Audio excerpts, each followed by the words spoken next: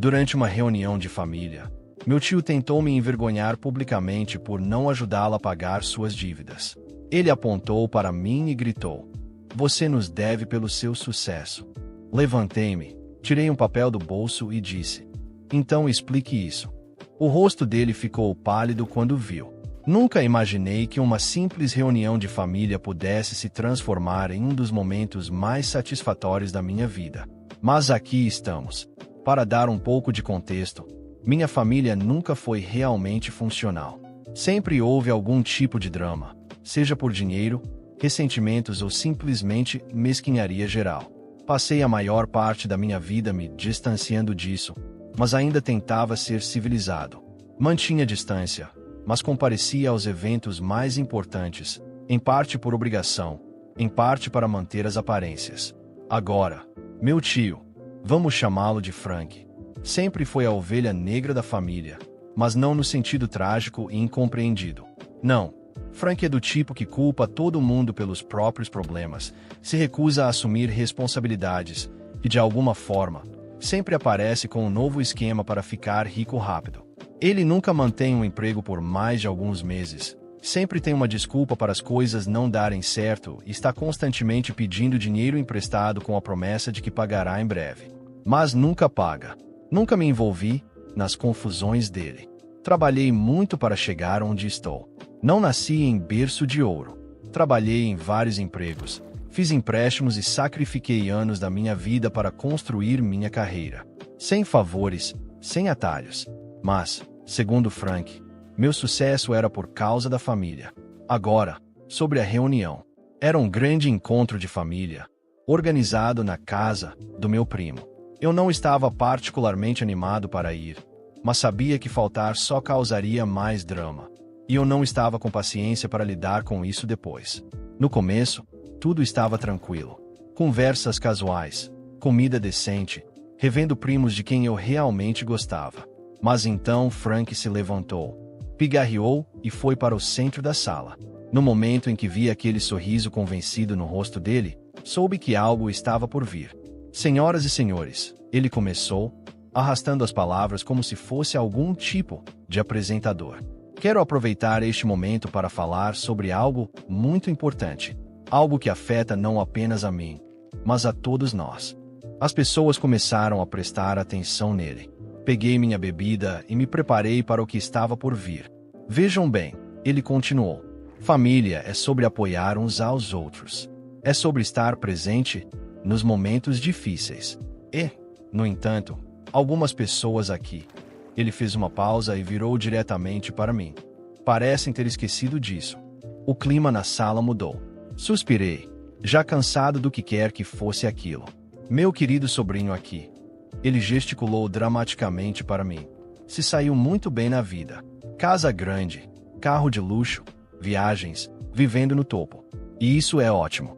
Realmente, é." Seu tom não tinha nada de sincero. "Mas e as pessoas que ajudaram você a chegar lá? E a família que te apoiou, que te criou, que fez sacrifícios para que você tivesse as oportunidades que teve?" Fiquei apenas olhando para ele, sem expressão, enquanto ele continuava. "Passei por tempos difíceis", disse ele, balançando a cabeça, encenando o papel de vítima. "E tudo o que pedi foi um pouco de ajuda, um pouco de generosidade de alguém que tem mais do que o suficiente. Mas, em vez disso, fui ignorado, deixado para lutar sozinho enquanto meu próprio sangue vive no luxo." Murmúrios começaram a se espalhar pela sala. Algumas pessoas me olharam com curiosidade. Outras pareciam desconfortáveis, já sabendo exatamente onde aquilo ia dar. Minha mãe, sentada do outro lado da sala, já estava massageando as têmporas. Ela sabia melhor do que ninguém que Frank estava cheio de conversa fiada. "Mas família não deveria ser assim, não é?" continuou Frank, aumentando o tom de voz. "Família ajuda uns aos outros. Família não vira as costas quando alguém está se afogando. Então eu pergunto a todos vocês, é justo que meu próprio sobrinho se recuse a me ajudar enquanto está sentado em uma fortuna?" E ali estava, a grande acusação dramática. Ele ficou parado, esperando a reação da sala, acreditando que as pessoas se voltariam contra mim. Talvez ele achasse que começariam a me pressionar, a me fazer sentir culpa até que eu entregasse dinheiro. Mas, em vez disso, a sala ficou em silêncio.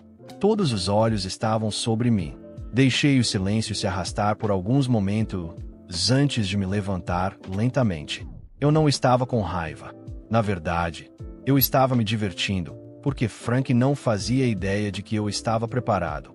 Coloquei a mão no bolso, tirei um papel dobrado cuidadosamente e o segurei no alto. Isso é muito interessante, Frank, disse calmamente. Porque se eu te devo tanto assim, então talvez você possa explicar isso. Desdobrei o papel e o levantei para que todos vissem. O rosto de Frank ficou pálido no mesmo instante. Era um documento legal, especificamente um contrato, com a assinatura dele. E ele detalhava algo muito interessante. O rosto dele perdeu toda a cor no momento em que viu o papel na minha mão. Ele sabia exatamente o que era, mas eu não ia deixar que ele escapasse dessa. Levantei o documento ainda mais alto para que todos pudessem ver. Isto, falei, com a voz calma, mas firme, é um contrato de empréstimo assinado entre Frank e eu. A sala caiu em um silêncio sepulcral. Virei-me para a multidão, certificando-me de que tinha a atenção de todos. Vejam, esta não foi a primeira vez que Frank pediu dinheiro. Alguns anos atrás, quando ele estava desesperado, palavras dele, não minhas. Eu emprestei uma quantia muito generosa, mas eu não sou burro. Fiz com que ele assinasse um contrato. Nada demais. Apenas um acordo simples dizendo que ele me pagaria de volta dentro de 2 anos. Parei por um momento, deixando as palavras penetrarem. Isso foi há 5 anos. As pessoas começaram a se mexer em seus assentos, sussurrando umas para as outras. Minha mãe suspirou e balançou a cabeça. Claramente, nada surpresa. Virei-me de volta para Frank, que agora estava suando. Você nunca me pagou de volta, disse. Minha voz agora mais afiada. Nem um centavo. E nunca teve a intenção de pagar. Teve. Ele abriu a boca, mas nada saiu. Eu não tinha terminado. Você quer falar sobre família, Frank? Perguntei, dando um passo à frente. Você diz que família apoia uns aos outros, mas como você chama mentir, manipular, roubar? O rosto dele se contraiu. Não é bem assim, gaguejou. Eu ia te pagar de volta. Mas o quê, Frank? Interrompi, mantendo o olhar fixo nele. Mas você achou que eu esqueceria, que nunca cobraria, ou que poderia me expor na frente de todos e sair como a vítima. A sala estava em silêncio absoluto. Algumas pessoas pareciam genuinamente chocadas, enquanto outras, como minha mãe, apenas pareciam cansadas. Frank tentou rir, um som fraco e nervoso. Vamos, não precisamos fazer isso aqui. Podemos conversar em particular, como família. Cruzei os braços. Agora você quer conversar em particular? Mas há 5 minutos, você estava gritando para todo mundo que eu era um ingrato e egoísta. Fiz uma pausa, observando ele se encolher. Sabe, Frank, você tem razão em uma coisa. Família deveria apoiar uns aos outros. Mas apoio não significa financiar e responsabilidade eterna. Ele abriu a boca para responder, mas eu ergui a mão. Não, já chega. Não vou mais brincar desse jogo. Você me deve dinheiro, Frank. E já que gosta tanto de fazer discursos públicos, acho justo dizer publicamente que, se não me pagar, tomarei medidas legais. Os olhos dele se arregalaram. Você não faria isso. Inclinei a cabeça. Você quer mesmo arriscar?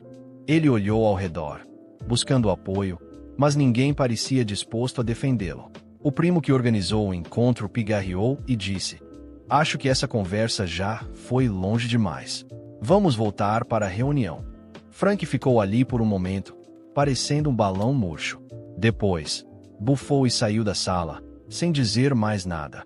O evento continuou, mas agora com uma energia diferente. Algumas pessoas vieram até mim, sussurrando apoio. Outras apenas continuaram como se nada tivesse acontecido. Minha mãe, ao passar por mim, apenas deu um tapinha no meu ombro e murmurou: Era só questão de tempo. E eu peguei minha bebida, Me encostei na parede e saboreei o momento. Porque, pela primeira vez em anos, senti que finalmente tinha virado o jogo. Saí daquela reunião sentindo algo que não sentia há muito tempo: alívio. Não porque Frank finalmente teve o que merecia, mas porque, pela primeira vez, eu não me deixei levar pelo jogo emocional da minha família. A vida inteira, de uma forma ou de outra, eu tentei equilibrar as coisas. Tentava manter a paz, evitava confrontos desnecessários, fazia minha parte para que ninguém tivesse motivos para me apontar o dedo. Mas sabe de uma coisa? Isso nunca foi suficiente.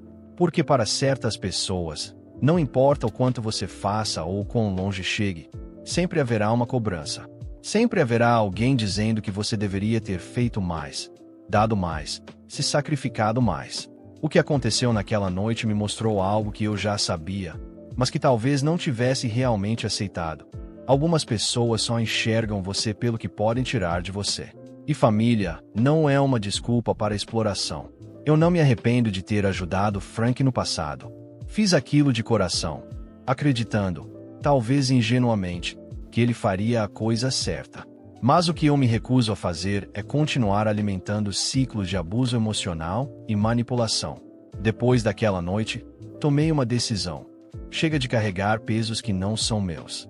Chega de me sentir culpado por conquistas que lutei para alcançar. E, principalmente, chega de permitir que alguém use o laço de sangue como justificativa para falta de caráter. Se tem uma coisa que aprendi, é que família não é só quem compartilha seu sobrenome.